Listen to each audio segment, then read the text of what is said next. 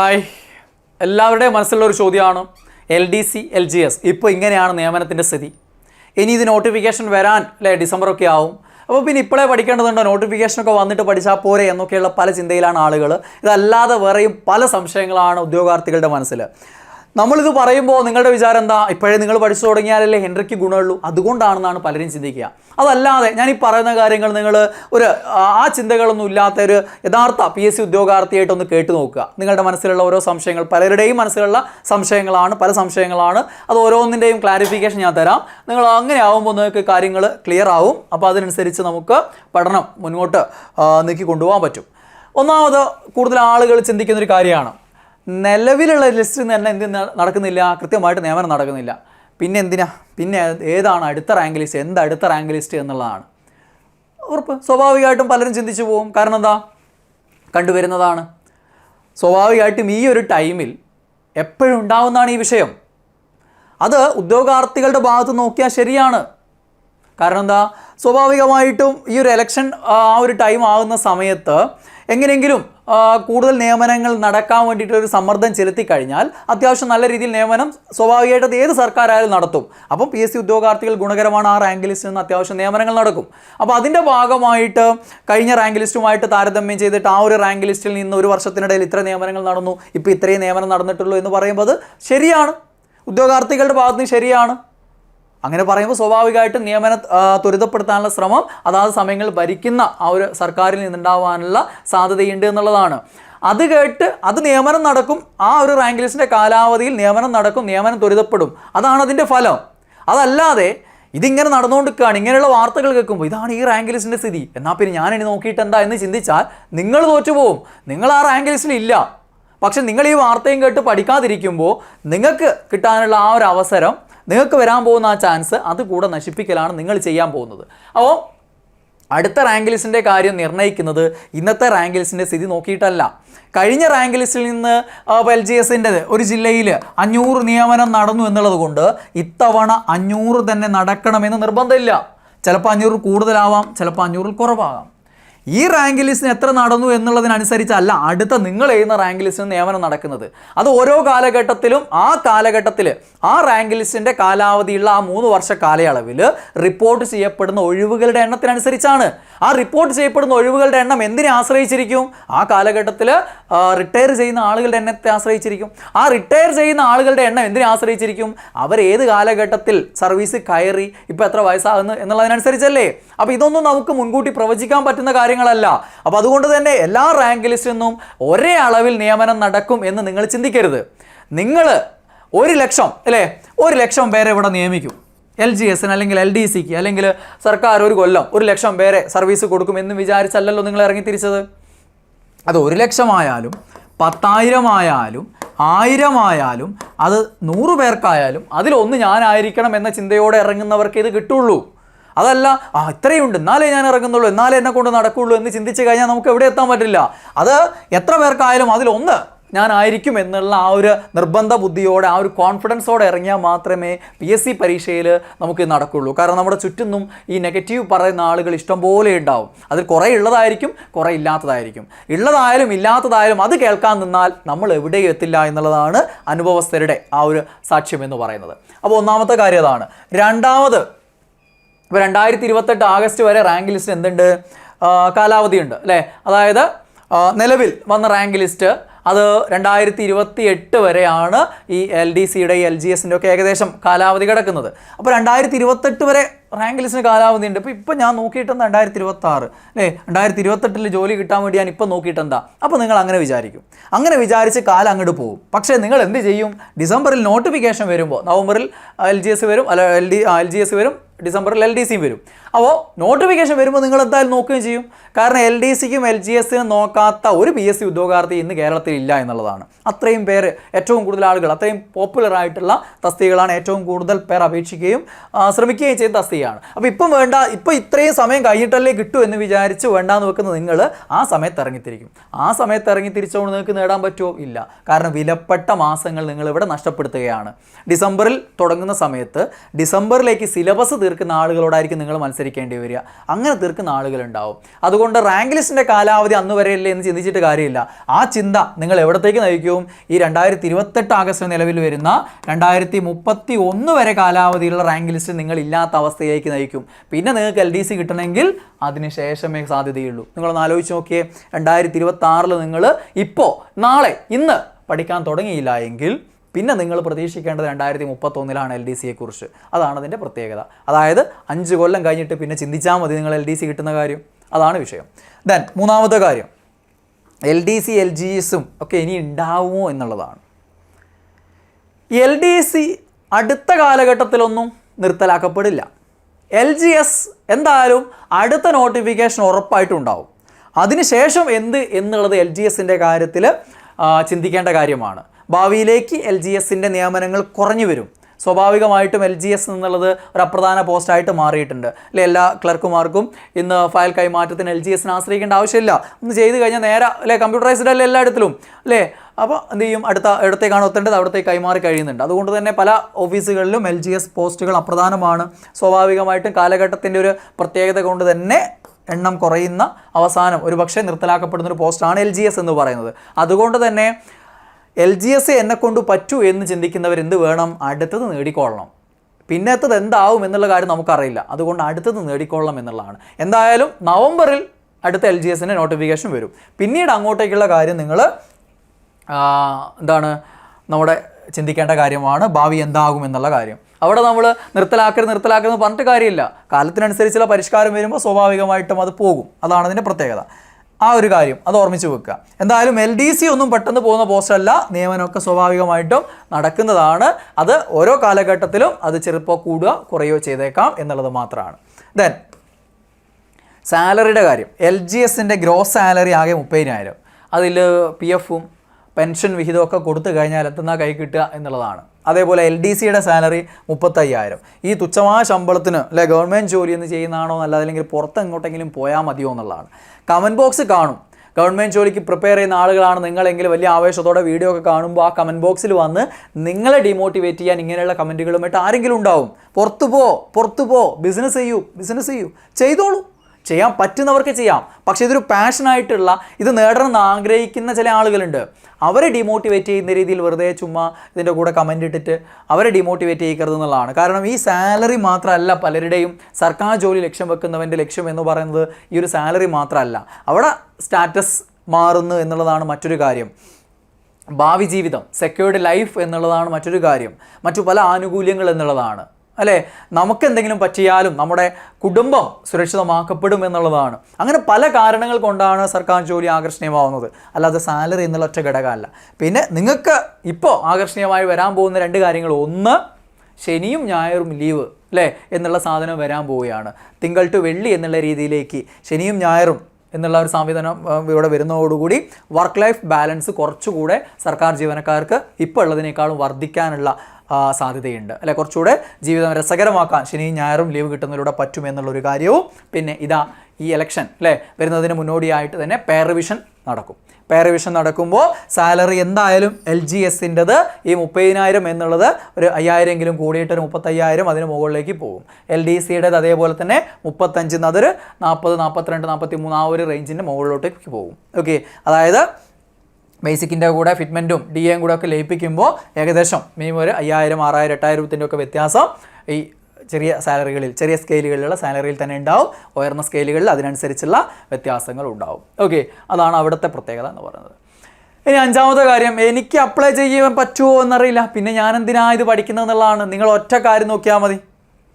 നിങ്ങൾക്ക് ഈ വർഷം ജനുവരി 1 ശേഷമാണ് 36 തികഞ്ഞതെങ്കിൽ നിങ്ങൾക്ക് അപ്ലൈ ചെയ്യാൻ പറ്റും. 36 വയസ്സായിപ്പോയി, പേടിക്കണ്ട. ഇനി എപ്പോഴെങ്കിലും നോട്ടിഫിക്കേഷൻ വരും, എനിക്കിത് പറ്റൂലാലോ എന്ന് ചിന്തിക്കണ്ട. നവംബറിലോ ഡിസംബറിലോ എന്തായാലും നോട്ടിഫിക്കേഷൻ വരും. LDC LGSും എല്ലാ വർഷവും അങ്ങനെ വന്നിരിക്കും. അത് അതിൻ്റെ അപ്പുറം ഉണ്ടാവില്ല. അത് എല്ലാ കാലഘട്ടത്തിലും ഉദ്യോഗാർത്ഥികൾക്ക് വയസ്സിൻ്റെ ആനുകൂല്യത്തിന് വേണ്ടിയിട്ട് അങ്ങനെ ചെയ്യുന്നതാണ്. അപ്പം ഈ 1-ാം തീയതിക്ക് ശേഷം 36 തികഞ്ഞ എല്ലാ ജനറൽ വിഭാഗത്തിനും അപ്ലൈ ചെയ്യാൻ പറ്റും. ഇനി OBC-കാരാണെങ്കിൽ 39 ആയിപ്പോയല്ലോ എന്ന് വിചാരിക്കേണ്ട. അത് 39 നിങ്ങൾക്ക് തികഞ്ഞത് ജനുവരി 1-ന് ശേഷമാണെങ്കിൽ, ജനുവരി 1-നാണെങ്കിൽ പറ്റില്ല, ജനുവരി 2-നും അതിന് ശേഷമാണെങ്കിൽ നിങ്ങൾക്കും ഈ അതർ ബാക്ക്വേർഡ് കമ്മ്യൂണിറ്റീസിനും അപ്ലൈ ചെയ്യാൻ പറ്റും. പിന്നെ SC-കാർക്കാണെങ്കിൽ 5 വർഷം കാലാവധിയുണ്ട്. അപ്പോൾ 36ഉം 5ഉം 41 വരെ സമയമുണ്ട്. അപ്പോൾ ഈ വർഷം 41 തികഞ്ഞ ആളുകളാണെങ്കിലും പേടിക്കേണ്ട, എന്ത് ചെയ്യാൻ പറ്റും, ജനുവരി 1-ന് ശേഷമാണെങ്കിൽ നിങ്ങൾക്ക് എന്ത് ചെയ്യാൻ പറ്റും, അപ്ലൈ ചെയ്യാൻ പറ്റും. അതാണ് ഉയർന്ന പ്രായപരിധിയുടെ കാര്യത്തിൽ. അപ്പോൾ എനിക്ക് അപ്ലൈ ചെയ്യാൻ പറ്റുമോ ഇല്ലയോ എന്നുള്ള ടെൻഷനിൽ പഠിക്കാതെ നിൽക്കണ്ട. പ്രായപരിധി ആവുന്നവർ അവർ കാത്തു നിന്നിട്ട് അവസാനം പറ്റുമല്ലോ എന്ന് ആഘോഷിച്ച് പഠിക്കാൻ നോക്കുമ്പോൾ പിന്നെ ഉണ്ടാവുക 3 മാസമായിരിക്കും. അതുകൊണ്ട് ഒന്നും നടക്കുകയില്ല.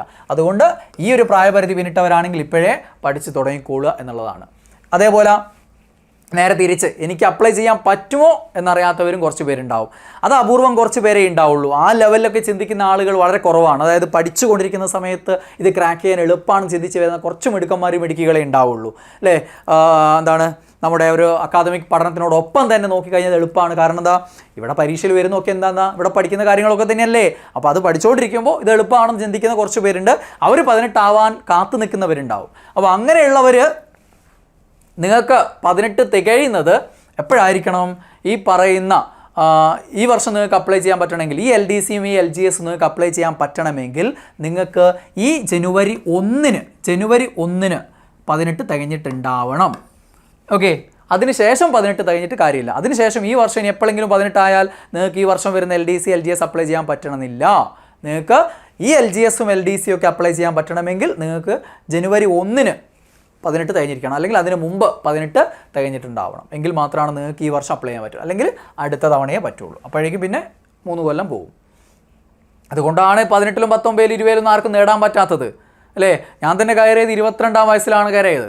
അതായത് നമുക്ക് 18 തികഞ്ഞ സമയത്ത് അപ്ലൈ ചെയ്യാൻ പറ്റണമെന്നില്ല ഈ പറയുന്ന പരീക്ഷകളൊക്കെ. പിന്നെ റാങ്ക് ലിസ്റ്റ് 3 വർഷം കാലാവധി ഉണ്ടാവുകയും ചെയ്യുമല്ലോ. അപ്പോൾ പിന്നെ 20, 21, 22 ഒക്കെ ആവും. ഓക്കെ, അപ്പോൾ നിങ്ങൾക്ക് അവസരം അങ്ങനെ വരുന്നവർ രക്ഷപ്പെട്ടു എന്നുള്ളതാണ്. അപ്പോൾ പഠിച്ചുകൊണ്ടിരിക്കുമ്പോൾ തന്നെ ജോലിയും കൂടെ ക്രാക്ക് ചെയ്യാൻ പറ്റും. അടുത്ത കാര്യം എന്താണ്, നോട്ടിഫിക്കേഷൻ വന്നിട്ട് ഒഴിവിൻ്റെ എണ്ണമൊക്കെ നോക്കിയിട്ട് പഠിച്ചാൽ പോരെ അല്ലേ, ഒഴിവൊന്നുമില്ലേ പഠിക്കണ്ട എന്നുള്ള. ഒരിക്കലും LDC നോട്ടിഫിക്കേഷൻ്റെ സമയത്ത് കോഴിക്കോട് ജില്ല ഇത്ര ഒഴിവ്, കണ്ണൂർ ജില്ല ഇത്ര ഒഴിവ്, തിരുവനന്തപുരം ഇത്ര ഒഴിവ് എന്ന് പറഞ്ഞിട്ടുണ്ടാവില്ല. LGSൻ്റെ കാര്യത്തിൽ ഉണ്ടാവില്ല. ഒട്ടുമിക്ക പരീക്ഷകളുടെയും കാര്യത്തിൽ അങ്ങനെ ഉണ്ടാവില്ല. PSC നോട്ടിഫിക്കേഷനിൽ എന്താ ഉണ്ടാവുക, പ്രതീക്ഷിത ഒഴിവുകൾ എന്നാണ്.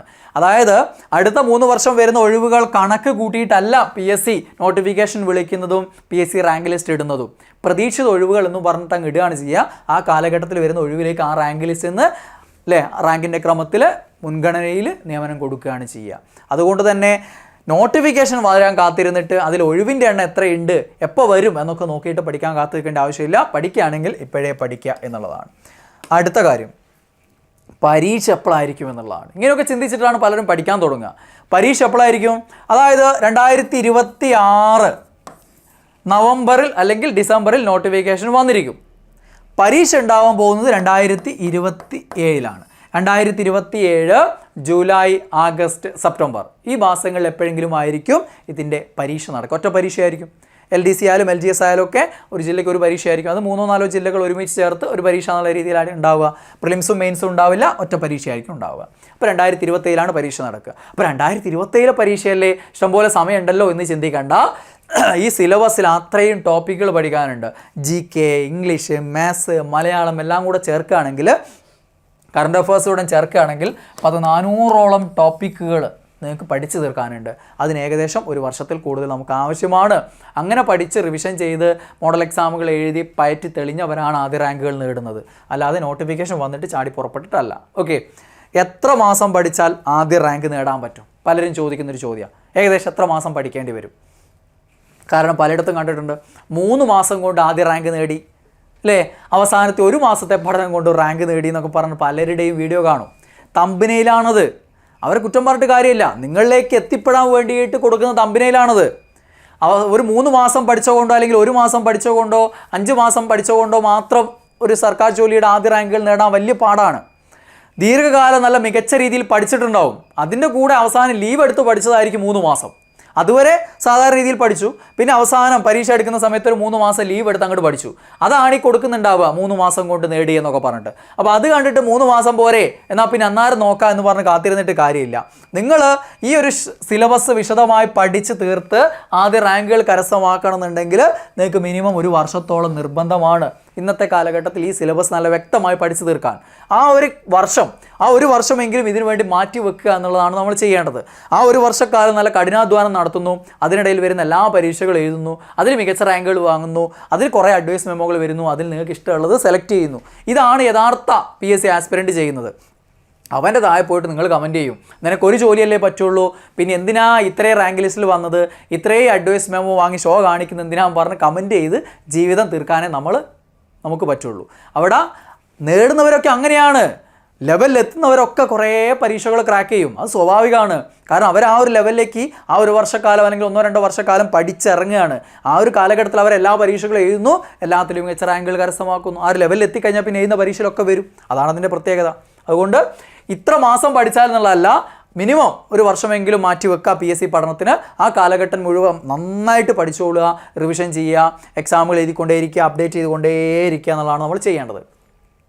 ഇനി അടുത്ത ചോദ്യം എല്ലാവരും ഏറ്റവും കൂടുതൽ തവണ ചോദിക്കുന്ന ചോദ്യം, സാറേ ദിവസം എത്ര മണിക്കൂർ പഠിക്കാൻ മാറ്റി വെക്കണം, എത്ര മണിക്കൂർ പഠിച്ചാൽ കിട്ടും? 2 മണിക്കൂർ മാറ്റി വെച്ചാൽ മതിയോ? എനിക്ക് ഇഷ്ടംപോലെ പണികളുണ്ട്, വീട്ടിൽ കുട്ടികളുണ്ട്, ജോലിക്ക് പോകുന്നുണ്ട്, ദിവസം 2 മണിക്കൂർ മാറ്റി വെച്ചാൽ കിട്ടുമോ? ഞാൻ സാറേ ഉറങ്ങുന്ന ചോദിച്ചിട്ട് 16 മണിക്കൂറും പഠിക്കുന്നുണ്ട്, എനിക്കെന്താ കിട്ടാത്തത്? ഇങ്ങനെയുള്ള ചോദ്യവും വരാറുണ്ട്. ഒരു കാര്യം മനസ്സിലാക്കേണ്ടത്, നിങ്ങൾ ഉറങ്ങുന്ന 6-8 മണിക്കൂർ ഒഴിച്ച് ബാക്കി 15-16 മണിക്കൂർ പഠിക്കുന്നവനും കിട്ടുന്നില്ല. നേരെ തിരിച്ച് 3-4 മണിക്കൂർ മാത്രം നീക്കി വെക്കാനുള്ളവനും നേടുന്നുണ്ട്, അവനും നേടാതെ പോകുന്നുണ്ട്. അപ്പം നിങ്ങൾ പഠിക്കാൻ മാറ്റി വെക്കുന്ന മണിക്കൂറുകളല്ല നിങ്ങളുടെ റാങ്ക് നിർണ്ണയിക്കുന്നത്. നിങ്ങൾ ആ മണിക്കൂറുകൾ എങ്ങനെ ഉപയോഗിച്ചു, ഏത് രീതിയിൽ പഠിച്ചു, എത്ര കണ്ട് നന്നായിട്ട് റിവിഷൻ ചെയ്തു, എത്ര കണ്ട് നന്നായി മോഡൽ എക്സാമുകൾ എഴുതി, എത്ര കണ്ട് ആത്മവിശ്വാസത്തോടെ പരീക്ഷയെ നേരിട്ടു എന്നിങ്ങനെയുള്ള പല കാര്യങ്ങളാണ് നിങ്ങളുടെ റാങ്ക് നിർണ്ണയിക്കുന്നത്. അപ്പോൾ ദിവസം ഇത്ര മണിക്കൂർ പഠിക്കണമെന്നില്ല, പക്ഷെ ഒരു മിനിമം 3-4 മണിക്കൂറുകളെങ്കിലും ഇന്ന് പഠനത്തിന് നിങ്ങൾ മിനിമം മാറ്റി വെച്ചേ പറ്റുള്ളൂ. അല്ലാതെ എല്ലാ ദിവസവും ഒരു PYQ മാത്രം ചെയ്തു പോയത് കൊണ്ടോ, അരമണിക്കൂറോ 1 മണിക്കൂറോ മാത്രം പഠിച്ചു പോയത് കൊണ്ടോ ഈ ഒരു വർഷം കൊണ്ടൊന്നും ഈ സിലബസ് തീർക്കാൻ പറ്റില്ല. പണ്ടത്തെ പോലെയല്ല PSC പരീക്ഷ. പണ്ടൊക്കെ ആണെങ്കിൽ നടക്കുമായിരുന്നു.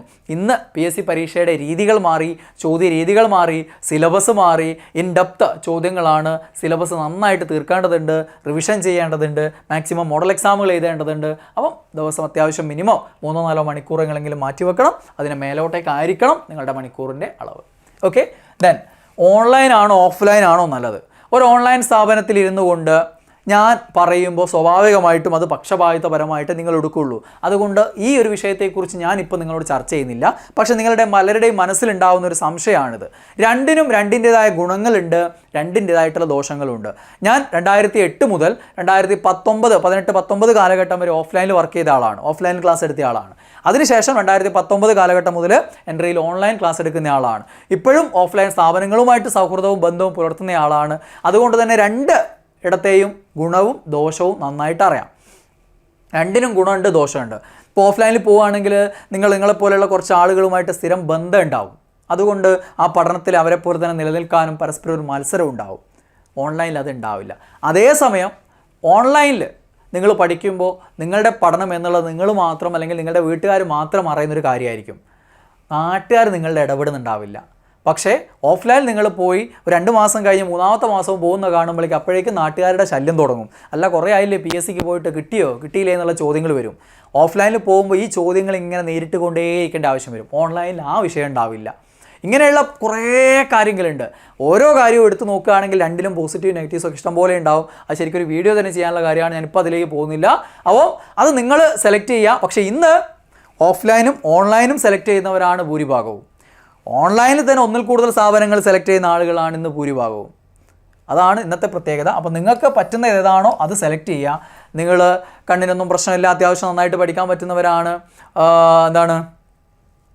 പുറത്ത് പോയി ബുദ്ധിമുട്ടാണ്, ഓൺലൈൻ സ്വീകരിക്കാം. ഓക്കെ, ഇനി ഓൺലൈൻ ഭയങ്കര ബുദ്ധിമുട്ടാണെങ്കിൽ ഓഫ്ലൈൻ സ്വീകരിക്കാം. എന്ത് തന്നെയായാലും നിങ്ങൾക്ക് ഗൈഡൻസുമായിട്ട് ഞങ്ങളൊക്കെ എൻട്രിയുടെ യൂട്യൂബ് ചാനലിലും ഒക്കെ തന്നെ ഉണ്ടാവും, ആപ്പിലും ഉണ്ടാവും. നിങ്ങൾക്ക് ആപ്പിലേക്ക് വരികയാണെങ്കിൽ അതിൻ്റേതായ രീതിയിലുള്ള ക്ലാസ്സുകളും കാര്യങ്ങളും കിട്ടും. ഓക്കെ, അടുത്തത് ദിവസേന ഒരു PYQ ചെയ്താൽ മതിയോ? ഇത് ആരാ ചോദിക്കാനറിയോ? ഇന്നത്തെ PSC ചോദ്യ രീതികളുമായിട്ടും PSC പരീക്ഷകളായിട്ട് ഒരു ബന്ധമില്ലാത്ത ഉദ്യോഗാർത്ഥികളാണ് ഇപ്പോഴും ഈ ചോദ്യം ചോദിച്ചുകൊണ്ടേയിരിക്കുന്നത്. എനിക്ക് ഇപ്പോഴും മെസ്സേജ് വരാറുണ്ട്. പല വീഡിയോയുടെ താഴെ നിങ്ങൾക്ക് കമൻറ്റ് കാണാൻ ചെയ്യാം. ദിവസേന ഒരു PYQ ചെയ്താൽ കാര്യമുണ്ടോ, അത് മതിയോ എന്ന്. അത് പഴയ രീതിയാണ്. ദിവസം ഒരു PYQ ചെയ്യുക, കുറച്ച് എന്തെങ്കിലും അനുബന്ധ വസ്തുതകളും പഠിച്ച് പോയിക്കൊണ്ടുവരുന്നാൽ ഒരു വർഷമൊക്കെ അങ്ങനെ പഠിച്ചാലും ചിലപ്പോൾ ചില PSC ഒക്കെ പണ്ട് ക്രാക്ക് ചെയ്യാൻ പറ്റുമായിരുന്നു. ഇന്ന് അതല്ല സ്ഥിതി. ഇന്ന് PYQ നോക്കിയോണ്ട് മാത്രം കാര്യമില്ല, അതിന് അനുബന്ധ വസ്തുതകൾ നോക്കിയോണ്ട് മാത്രം കാര്യമില്ല. ഒരു പരീക്ഷയിൽ ഇന്ന് PYQ വരുന്നത് പ്രീവിയസ് ഇയർ ക്വസ്റ്റ്യൻ പേപ്പർ, അതാണ് ചോദ്യങ്ങൾ. അത്തരം ചോദ്യങ്ങൾ ഇന്ന് വരുന്നത് വെറും ചെറിയ ശതമാനം മാത്രമാണ്. ഒരു ഡിഗ്രി ലെവൽ പരീക്ഷകളിൽ ചിലപ്പോൾ അതൊരു 10% പോലും, ചിലപ്പോൾ ഒറ്റ ചോദ്യം പോലും പഴയത് ഉണ്ടാവാറില്ല, PYQ ഉണ്ടാവാറില്ല. ഒരു 10th ലെവൽ പരീക്ഷകളിൽ 10 മുതൽ 20% വരെ, ഒരു LDC പോലെയുള്ള പരീക്ഷകളിൽ ഒരു 20 മുതൽ 25% വരെയൊക്കെയാണ് ഇപ്പോൾ നിലവിൽ PYQ ചോദിച്ചുകൊണ്ടിരിക്കുന്നത്. അതും വളരെ അപൂർവമായിട്ട് ചില പരീക്ഷകളിലാണ്. ചില പരീക്ഷകളിലൊന്നും PYQ എന്നുള്ള സാധനമേ ഉണ്ടാവാറില്ല എന്നുള്ളതാണ് പല വിഷയങ്ങളുടെയും പ്രത്യേകത. അതുകൊണ്ട് PYQ മാത്രം പഠിച്ചാൽ ഇന്ന് എന്ത് കിട്ടില്ല? ജോലി കിട്ടില്ല. സിലബസ് അറിഞ്ഞ് വിശദമായിട്ട് പഠിക്കുക തന്നെ വേണം, റിവിഷൻ ചെയ്യണം. അതിൻ്റെ കൂടെ അഡീഷണൽ ആയിട്ട് ചെയ്യേണ്ട കാര്യമാണ് PYQ, അതിൻ്റെ റിലേറ്റഡ് ഫാക്ട്സും എന്നുള്ളത്. ഓക്കെ, ഇനി ഇതന്നെയാണ് അടുത്തത്. വാരി വലിച്ചു പഠിക്കാതെ പ്രധാന കാര്യങ്ങൾ, മുൻകാല ചോദ്യങ്ങൾ, അനുബന്ധ വസ്തുതകൾ മാത്രം പഠിച്ചാൽ പോരെ എന്നുള്ളതാണ് ചോദ്യം. ഇതിന് സമാനമായിട്ട് ഇതിൻ്റെ കൂടെ പലരും ചോദിക്കുന്നൊരു ചോദ്യമാണ്, ഇതിങ്ങനെ വാരി വലിച്ച് പഠിക്കണോ, ഇത്രയൊക്കെ പഠിക്കണോ, ഏറ്റവും ഇമ്പോർട്ടൻ്റ് പഠിച്ചാൽ പോരെ? അതല്ല, നിങ്ങൾ അതിൽ നിന്ന് പഠിക്കുന്ന ഇമ്പോർട്ടൻ്റ് എന്നും പറഞ്ഞൊരു ടോപ്പിക്കിൽ നിന്ന് ഒരു 10-20 ഫാക്ട്സ് പഠിച്ചാൽ നിങ്ങൾക്ക് അടുത്ത പരീക്ഷ വരുന്ന ചോദ്യത്തിൽ അതിലുള്ള ഒരു പോയിന്റ് പോലും ഉണ്ടാവില്ല. അവിടെ നിന്ന് ചോദിക്കുന്ന ചോദ്യത്തിൽ നിങ്ങൾ അപ്രധാനം എന്ന് വിചാരിച്ച് ഒഴിവാക്കിയ പോയിന്റുകളുണ്ടല്ലോ, അത് ചേർത്തായിരിക്കും ഒരു പക്ഷേ അടുത്ത ചോദ്യം വരിക.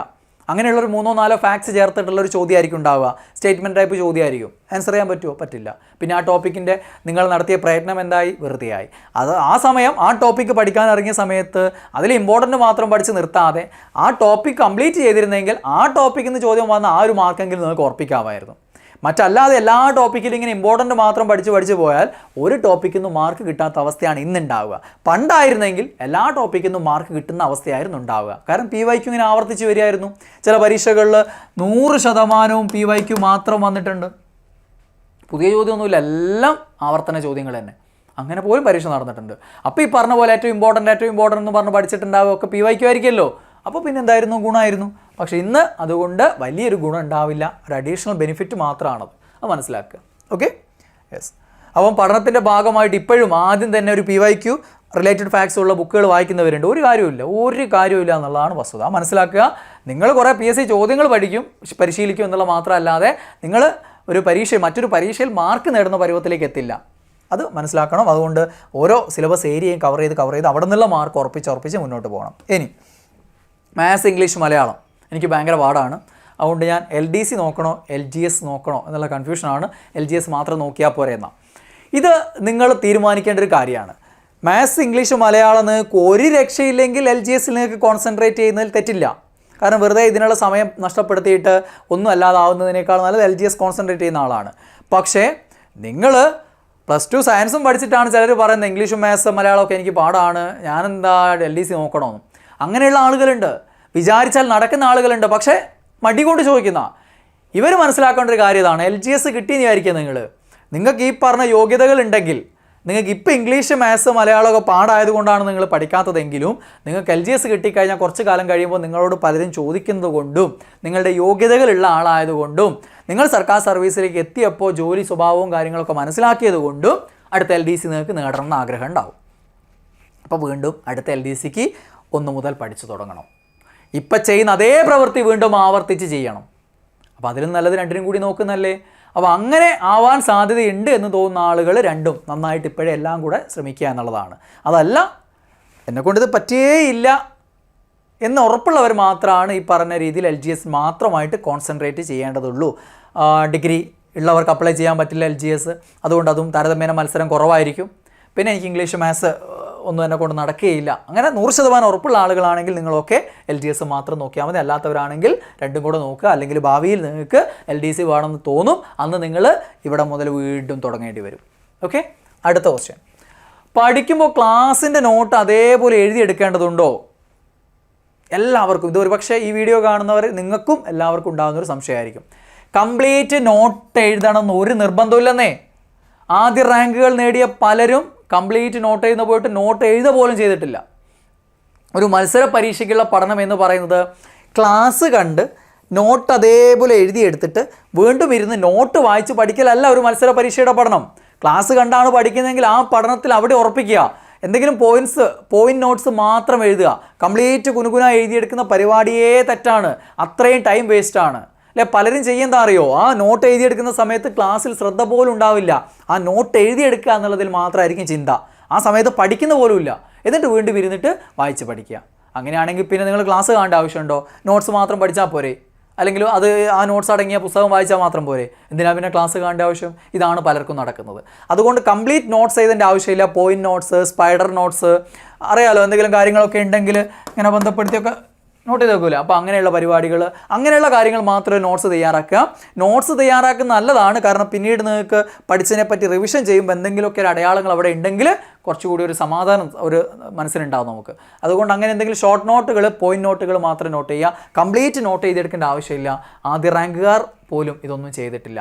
കംപ്ലീറ്റ് നോട്ട് എഴുതി പഠിക്കലൊക്കെ പഴയ രീതിയാണ്, അതല്ല സ്കൂൾ ക്ലാസ്സിലെ രീതിയാണ്. അതൊന്നും നമുക്ക് മത്സര പരീക്ഷയിൽ ആപ്ലിക്കബിൾ അല്ല എന്ന് മനസ്സിലാക്കുക. പിന്നെ തൊഴിൽ പ്രസിദ്ധീകരണങ്ങൾ, തൊഴിൽ വാർത്തയോ തൊഴിൽ വീതിയോ അല്ലെ PSC ബുള്ളറ്റിനോ ഇത് വാങ്ങേണ്ടതുണ്ടോ എന്നുള്ളതാണ്. അത് നിങ്ങൾക്ക് താല്പര്യം ഉണ്ടെങ്കിൽ വാങ്ങാം, നിർബന്ധമൊന്നുമില്ല. പക്ഷേ ഏതെങ്കിലും ഒരു തൊഴിൽ പ്രസിദ്ധീകരണം വാങ്ങുന്നത് നല്ലതാണ്. അത് ഏത് എന്നൊന്നും ഞാൻ പറയുന്നില്ല, നിങ്ങൾക്ക് ഏതെങ്കിലും ഒന്ന് വാങ്ങാവുന്നതാണ്. നല്ലതാണ്. കാരണം ഒരു മത്സര പരീക്ഷയ്ക്ക് ഇറങ്ങുമ്പോൾ മത്സര പരീക്ഷയുടെ അപ്ഡേറ്റ്സും കാര്യങ്ങളൊക്കെ നമ്മൾ നിരന്തരം അറിയുന്നത് നമ്മളെ മെച്ചപ്പെടുത്തിക്കൊണ്ടേയിരിക്കും.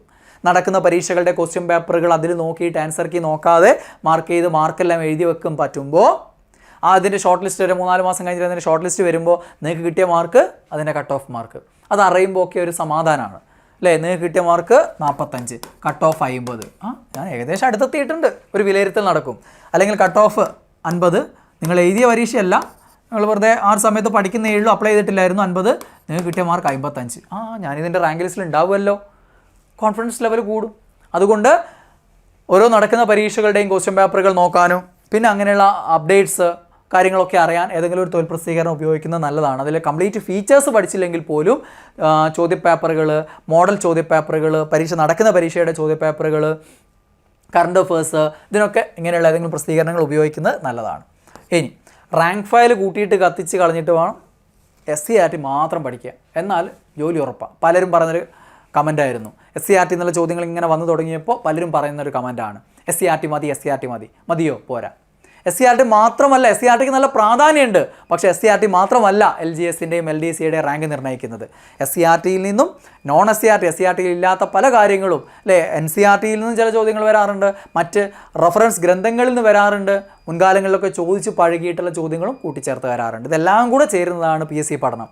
അതുകൊണ്ട് റാങ്ക് ഫയലുകളെ അത്ര കണ്ട് നമ്മൾ അധിക്ഷേപിക്കേണ്ട ആവശ്യവും ഇല്ല. അത് മാത്രമായിട്ട് നമ്മൾ ഒതുങ്ങിപ്പോവുകയും ചെയ്യരുത് എന്നുള്ളതാണ്. സിലബസ് അറിഞ്ഞ് പഠിക്കുക. ആ സിലബസ് അറിഞ്ഞ് പഠിക്കുമ്പോൾ ഒരു ടോപ്പിക്ക് പഠിക്കുമ്പോൾ അവിടെ നിന്ന് SCERT പഠിക്കണമെങ്കിൽ അത് പഠിക്കണം, NCERT പഠിക്കണമെങ്കിൽ അത് പഠിക്കണം, മറ്റ് റെഫറൻസ് ഗ്രന്ഥങ്ങൾ ഉപയോഗിക്കണമെങ്കിൽ അത് ഉപയോഗിക്കണം, എല്ലാം കൂടെ പ്രീവിയസ് നോക്കണമെങ്കിൽ അത് നോക്കണം. എല്ലാം കൂടെ ചേർത്ത് കൊണ്ടുള്ളൊരു പഠനമായിരിക്കണം നമുക്ക് വേണ്ടത്. ഓക്കെ.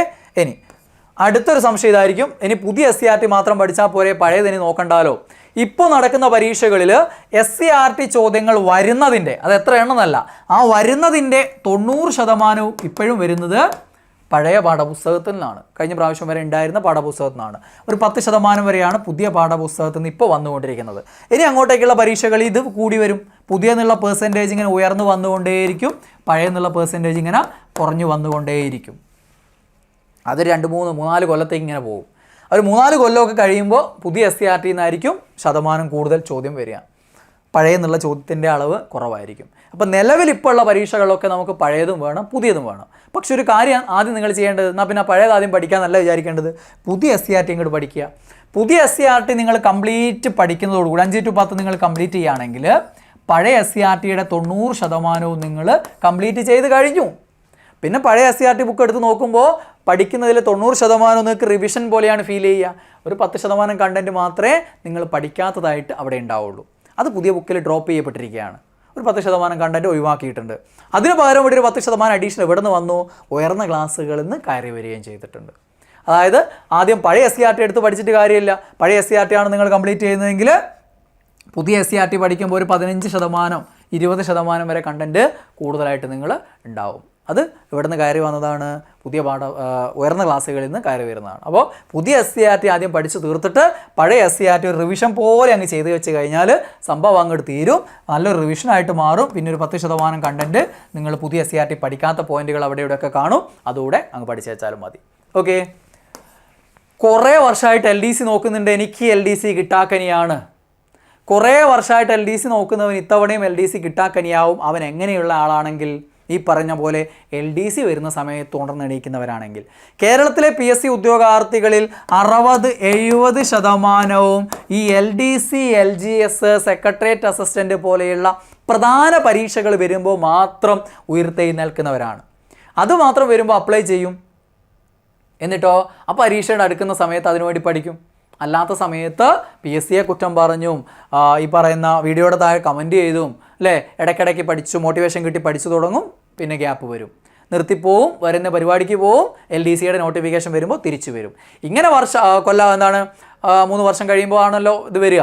2023 വരുന്നു, ഇനി 2026 നോട്ടിഫിക്കേഷൻ വരാൻ പോകുന്നു. അപ്പോൾ ഇങ്ങനെ വരുന്ന സമയത്ത് മാത്രം ഇവിടെ ഈ വഴി വന്നു കഴിഞ്ഞാൽ എല്ലാ പ്രാവശ്യവും LDC കിട്ടാക്കനിയാവും. നിങ്ങൾ അതിനെ മുൻകൂട്ടി ഈ 1 വർഷം കണക്കാക്കി ഇറങ്ങിത്തിരിക്കുകയാണെങ്കിൽ LDC നിങ്ങളെ സംബന്ധിച്ച് നേടിയെടുക്കാനും പറ്റും. ആ ഒരു തിരിച്ചറിവുണ്ടാക്കുക. അല്ലെങ്കിൽ ഈ പറയുന്ന ആളുകളുടെ കൂട്ടത്തിലാവും. കേരളത്തിലെ PSC ഉദ്യോഗാർത്ഥിയാണെങ്കിൽ സ്വാഭാവികമായിട്ട് അവൻ 18 വയസ്സായ ശേഷം ഇങ്ങോട്ടേക്ക് എല്ലാ പ്രാവശ്യവും LDC അപ്ലൈ ചെയ്തിട്ടുണ്ടാവും. ഓൻ PSC രംഗത്തുണ്ടാവില്ല, പക്ഷേ LDCക്ക് അപ്ലൈ ചെയ്തിട്ടുണ്ടാവും. എന്നിട്ടോ കിട്ടിയിട്ടുണ്ടാവില്ല. സ്വാഭാവികമായിട്ട് അവനോട് ചോദിക്കുന്ന ഒരാളോട് അവനെന്താ പറയുക? ഞാൻ എല്ലാ പ്രാവശ്യം അപ്ലൈ ചെയ്യാണ്ട് കിട്ടാറില്ല. അപ്പോൾ ഈ ഒരു സാധനമാണ് എല്ലാവർക്കും കൈമാറുന്നത്. ഇത് എത്ര നോക്കിയിട്ടും കാര്യമില്ല, കിട്ടില്ല എന്നുള്ളതാണ്. ഇങ്ങനെ നോക്കിയാൽ കിട്ടില്ല. എങ്ങനെ നോക്കണം? ഞാൻ ഈ പറഞ്ഞ രീതിയിൽ ഇതിനായി ഇറങ്ങിത്തിരിക്കണം. ആ ഒരു കാലഘട്ടം മുഴുവൻ ഇതിനായിട്ട് അർപ്പിക്കണം. അതിനിടയിൽ വരുന്ന എല്ലാ പരീക്ഷകളും എഴുതണം. എങ്കിൽ മാത്രമേ കിട്ടുള്ളൂ. നമുക്ക് അവസാനത്തെ ചോദ്യത്തോടു കൂടി അവസാനിപ്പിക്കാം. മടിയന്മാരും മടിച്ചികളും അല്ലാത്തവരും മനസ്സിൽ ചോദിക്കുന്നൊരു ചോദ്യം, PSC കിട്ടാനുള്ള എളുപ്പ വഴി എന്താണ്? ഒരു എളുപ്പ വഴി ഉണ്ടോ എന്നുള്ളതാണ്. എളുപ്പ വഴിയില്ല, പക്ഷെ കടുപ്പുള്ള വഴി എളുപ്പമായി മാറും. നമ്മൾ യഥാർത്ഥ വഴിയിലൂടെ കാര്യങ്ങൾ മനസ്സിലാക്കി ആസ്വദിച്ച് പഠിച്ച് മുന്നേറുകയാണെങ്കിൽ ആ കഠിനമായ വഴി എളുപ്പമായിട്ട് മാറും. അല്ലാതെ വേറെയൊരു ദൂരം കുറഞ്ഞ വഴിയില്ല അല്ലേ? ഇവിടുന്ന് ഇവിടം വരെ എത്തേണ്ടതിന് പകരം അല്ലേ അതിന് വേറൊരു എളുപ്പ വഴിയില്ല. അത് നിങ്ങൾ മനസ്സിലാക്കുക. പക്ഷെ വഴി എളുപ്പമാക്കാൻ സാധിക്കും. അതെങ്ങനെയാണ്? ഈ വഴിയിൽ നിങ്ങൾ ചെയ്യേണ്ട കാര്യങ്ങൾ, ഓരോ സമയത്തും ചെയ്തു തീർക്കേണ്ട കാര്യങ്ങൾ അത് ഇഷ്ടത്തോടെ ചെയ്യാൻ തുടങ്ങിക്കഴിഞ്ഞാൽ ഈ കാഠിന്യം ഉണ്ടാവില്ല ഇതിൻ്റെ പോക്കിന്. അത് ഞാൻ മനസ്സിലാക്കിയിട്ടുള്ളതാണ്. എന്നെ സംബന്ധിച്ച് പഠിക്കാനൊക്കെ വീട്ടുകാരൊക്കെ നിർബന്ധിച്ച് പറഞ്ഞിട്ട് പഠിക്കാൻ ഇറങ്ങിത്തിരിക്കുന്ന സമയത്ത് നമുക്ക് ഈ വഴി ഭയങ്കര കഠിനമാണ്. നമുക്കിതൊന്നും പഠിച്ചാൽ തീരെയില്ല, മനസ്സിലാവുകയില്ല, ഇഷ്ടം ഉണ്ടാവില്ല, താല്പര്യം ഉണ്ടാവില്ല അല്ലേ? ഓരോ ദിവസവും തീർക്കാൻ ഇരിക്കും, പക്ഷെ തീരില്ല, പെൻഡിങ് ആയിരിക്കും. പക്ഷേ നമ്മളതിന് ഇഷ്ടപ്പെട്ട് നമുക്ക് വേണം എന്നുള്ള ചിന്ത വന്നു കഴിഞ്ഞാൽ ഓരോ ദിവസമുള്ള നമ്മൾ തീർക്കും. അതിൽ ഭയങ്കര ഹാപ്പി ആയിരിക്കും. അത് എന്താണ്, പഠിച്ചുകൊണ്ടിരിക്കുന്ന സമയത്ത് ആരെങ്കിലും എന്തെങ്കിലും കാര്യത്തിന് വിളിച്ചാൽ നമുക്കിട്ട് പോകാനും തോന്നില്ല. കുറച്ചുകൂടെ പഠിക്കട്ടെ എന്നുള്ള മെൻറ്റാലിറ്റി ആയിരിക്കും. നമ്മൾ ഇതിൽ അങ്ങോട്ട് ലയിക്കും അല്ലേ? ആ ഒരു എന്താ പറയുക ട്രാക്കിൽ വീഴാവുന്ന സംഭവമുണ്ട്. ആ ട്രാക്കിലേക്ക് വീണ് കഴിഞ്ഞാൽ ഈ സംഭവം എളുപ്പമാണ്.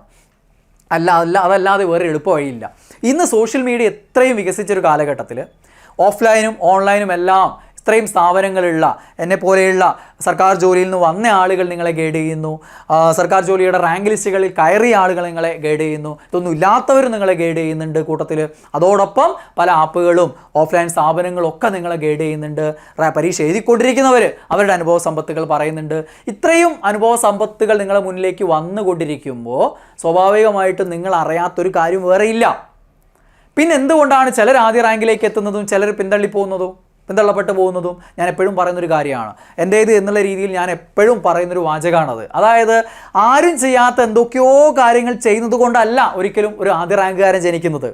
നിങ്ങളെല്ലാവരും ചെയ്യുന്ന കാര്യങ്ങൾ അത് ഏറ്റവും നന്നായി ഏറ്റവും കൂടുതൽ തവണ ആവർത്തിച്ച് ചെയ്തത് കൊണ്ടാണ് അയാൾ 1ാം റാങ്കുകാരനാവുന്നത്. ഇത്രയേ ഉള്ളൂ കാര്യം.